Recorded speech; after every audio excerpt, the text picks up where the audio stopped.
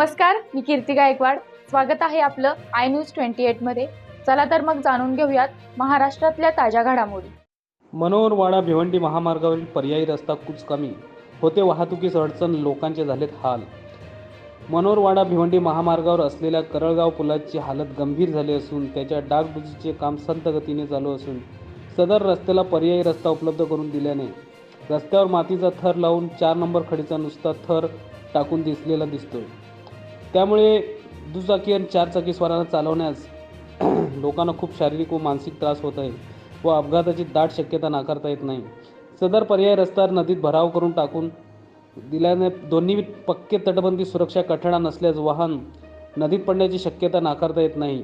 तसेच संत गतीने सुरू असलेले काम, नदीमध्ये असलेला तात्पुरता रस्ता, तात्पुरता वरच्यावर टाकलेली खडी, त्यात होणाऱ्या जनतेचे हाल, ही प्रशासनाची कार्यतत्परता की उदासीनता, असा प्रश्न जनतेला पडला आहे.